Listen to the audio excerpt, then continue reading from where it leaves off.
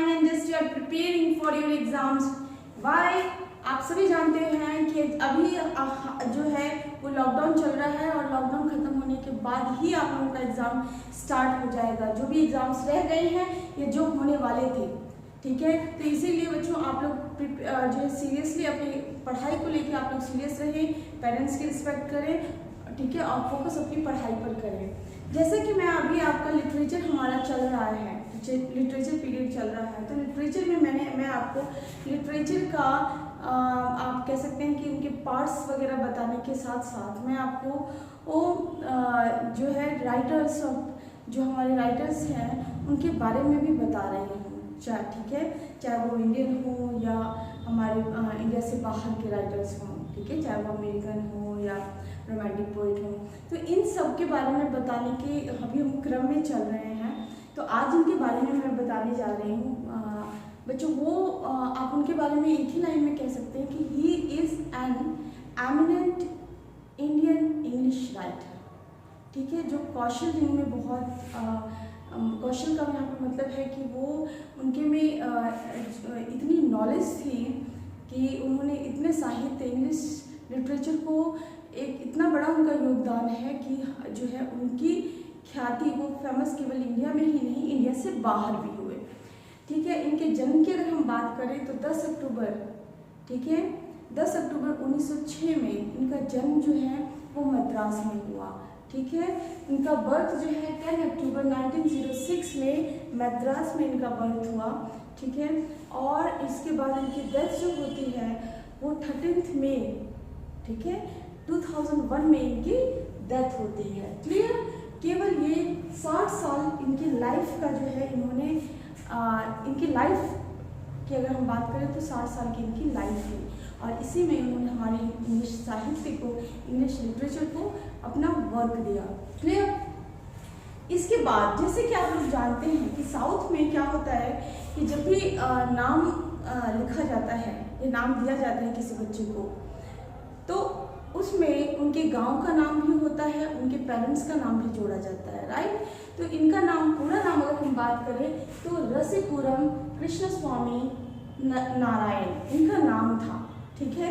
जिसमें रसीपुरम जो है, Rasipuram is the name of his village. इनके गांव का नाम रसीपुरम था जो कि एक मद्रास का ही गांव है, और Krishnaswamy Iyer is the name of his father, ठीक है। इनके पापा का नाम जो है, पिताजी का नाम कृष्णस्वामी अय्यर था। क्लियर? एंड नारायण जो जिनका अगर इनको वहाँ पर बुलाया जाता था तो नारायण स्वामी के नाम से बुलाया जाता था, जो कि बाद में जब ये लिटरेचर में इन्होंने वर्क करना स्टार्ट किया तो उन्होंने शॉर्ट नेम जो है R.K. नारायण अपना नाम दिया, ठीक है। अगर हम बात करते हैं इनकी एकेडमिक जो है, इनकी पढ़ाई में ये कैसे थे, तो इनके एकेडमिक जो टाइमिंग इनकी अच्छी नहीं थी क्योंकि इनका पढ़ने में कभी भी मन नहीं लगता था, राइट। ये भी इनके बारे में कहा जाता है कि ये 10th और 12th के एग्ज़ाम में फेल हो गए थे, जिसके कारण एक समय ऐसा भी आया कि ये सुसाइड भी करने लगे, ठीक है। तो इन्होंने जो है कमिट किया सुसाइड कि जो है उनको ये लग रहा था कि शायद मैं नहीं पढ़ पाऊँगा और ये मेरी लाइफ के लिए एक बहुत बड़ी एक आप कह सकते हो कि मुझे जीने का क्या मतलब, जब मैं एजुकेशन या अपने पेरेंट्स को खुश नहीं कर सकता हूँ। तो ये सोच करके उन्होंने कमिट सुसाइड भी करने की कोशिश की, बट जाको राखे साइयाँ मार सके ना कोई वाली बात है कि जो है इनकी लाइन जो है कुछ समय के बाद पटरी पे आ गई, आप ये कह सकते हैं, ठीक है। इसके बाद इनको as an fiction, non fiction and myth के लिए भी जाना जाता है कि इनकी पोएम में हमेशा काल्पनिक, अकाल्पनिक और पारंपरिक या पौराणिक आपकी जो मान्यता है उस पर आधारित होती थी। ये कल्पना जो है अपनी कल्पनाओं को भी जो है वो अपनी लिखने में ये अपनी कल्पना को भी डालते थे। जो उनकी बुक्स है, नॉवेल्स है, वो कल्पना पे भी बेस्ड है, ठीक है। नेचर को देख के भी उन पे बेस्ड है, ठीक है। और रियलिटी होती थी द हिंदूज करके वहाँ पे उस समय भी न्यूज़पेपर आता था जिसमें इनका आर्टिकल आता था, ठीक है। तो वो जो सत्य पे जो जहाँ पे घटित होती थी, जो कोई भी इंसिडेंट देखते थे तो उसके बारे में एज एन एडिटर भी वर्क जो है वो करते थे।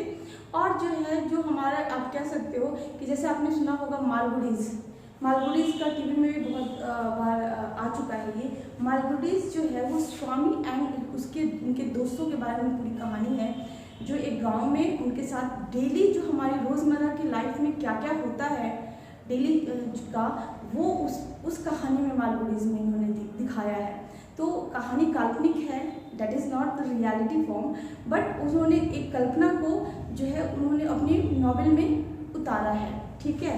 इसीलिए इसको फिक्शनल भी बोलते हैं कि ये मालगुडीज इनकी उस टाइप की स्टोरीज है, क्लियर। फिर इनके भाई के बारे में अगर हम बात करते हैं तो आर के लक्ष्मण इनके ब्रदर का नाम था, जो कि एक कार्टूनिस्ट थे। इन्होंने अपनी जो है बुक्स वगैरह में इनके जो भाई हैं वो एज एन एक हेल्प भी करते थे कार्टून्स बनाने के लिए, जिसमें इनकी एक बुक जब आई थी द एमराल्ड रूट, ठीक है, द एमराल्ड रूट 1978 में बुक आई, जिसमें उनके भाई आर के लक्ष्मण ने जो है कार्टून्स उस नॉवेल में बनाया था, जो कि बहुत ज़्यादा फेमस हुई थी, ठीक है। इसके बाद अगर हम बात करते हैं कि इनकी अगर आप इनके बारे में कहें तो इनकी वाइफ जो है 1935 में इनकी शादी होती है, मतलब इनकी लाइफ में एक लड़की आती है रज़ाम जो है जिनसे इनको ये बहुत प्यार करते थे रज़ाम से, और इन्होंने 1935 में उनसे शादी कर ली, ठीक है। लेकिन कहते हैं ना कि खुशी ज़्यादा दिन तक नहीं रहती। जो उनकी लाइफ के 5 साल बाद ही उनकी वाइफ की जो है वो टाइफाइड से डेथ हो जाती है। लेकिन मैंने हमेशा कहा है कि अगर दुख है तो सुख भी आपकी लाइफ में आता है। तो उनकी वाइफ की डेथ तो हो जाती है, बट उससे पहले उनको एक बेटी जो है वो उनकी होती है, जिसका नाम था हेमा, ठीक है। अगर हम बात करते हैं इनकी ये इन्होंने जो नॉवेल्स लिखे, तो नॉवेल्स में जो फेमस नॉवेल्स हैं जो एग्ज़ाम में पूछा जाता है कि ये नॉवेल किसने लिखा है, इसमें एक तो मालगुडीज के बारे में हमने बात की। एक पहला हमारा है द गाइड जो 1958 में लिखा गया, द इंग्लिश टीचर 1945 में लिखा गया, द फाइनेंशियल एक्सपर्ट 1952, मालगुडीज की कहानी 1942, Swami and friends 1935, and astrologer's day 1947, the dark room 1938, and last is mister Sampath 1949 में ये लिखा गया, जिसमें मैं आपको बता एक जो है द एमराल्ड रूट जो है 1978 में लिखा गया, जिसमें मैंने आपको बताया कि इनके ब्रदर ने एज एन कार्टूनिस्ट उसमें वर्क किया है। अगर हम बात करते हैं द गाइड की, द गाइड से आपको कुछ याद आ रहा होगा कि एक फिल्म आई थी, ये आप 60-70s, मुझे डेट उसका नहीं एग्जैक्टली पता है, बट इसके ऊपर एक पिक्चर बनी थी देवानंद, जिसमें एक्टर थी, ठीक है। तो गाइड जो है ये आर के नारायण की ही थी, जिन पे एक फिल्म बनी, ठीक है, जिस फिल्म में बेस्ट स्टोरी के लिए इनको फिल्म फेयर अवार्ड भी मिला था, राइट। अगर इनके अवार्ड की बात करें कि इनको कौन कौन से अवार्ड्स मिले हैं, तो पद्म भूषण 1964 में इनको मिला, ठीक है। उसके बाद इनको नोबेल प्राइज़ के लिए भी नॉमिनेट इनको किया गया, बट इनको मिल नहीं पाया, लेकिन बार बार इनको कई बार नॉमिनेट किया गया था नोबेल प्राइज़ के लिए। साहित्य अकेडमी अवार्ड जो है 1958 में मिला, ठीक है। और किसके लिए, तो हमारे इस द गाइड के लिए ही इनको साहित्य अकेडमी अवार्ड मिला था, ठीक है। अगर इनकी हम बात करें इसकी पद्म विभूषण जो है अवार्ड इनको 2000 में मिला, ठीक है।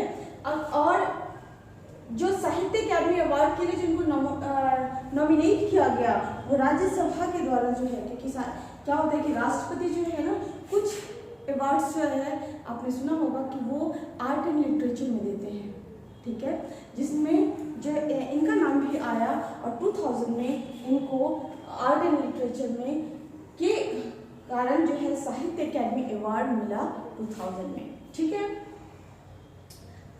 2000 में पद्म विभूषण जो है अवार्ड, जिसको हम सेकंड हाईएस्ट अवार्ड बोलते हैं, पद्म विभूषण अवार्ड इनको 2000 में मिला, ठीक है। हमेशा बच्चों ये ना हमेशा एक चीज कहते थे कि you become a writer by writing, आप एक राइटर बन सकते हो, ठीक है, लिख के, ठीक है। तो if you want to become a writer, just you have to be read, ठीक है। आपको क्या होगा कि अगर आप एक राइटर बनना चाहते हो तो आपको मेहनत करनी पड़ेगी। क्लियर? तो इन्होंने जो कहा you become a writer by writing, इन्होंने क्या कहा कि you become a writer by writing, it is a yoga. क्या है मतलब इन्होंने कहा कि अगर आप एक राइटर बनना चाहते हो तो आपको लिखना पड़ेगा, और लिखना क्या है, एक योगा है, क्योंकि योगा का रिजल्ट ना आपको शॉर्ट पीरियड में नहीं मिलेगा, उसके लिए एक लंबा एक प्रोसेस है, एक साधना है।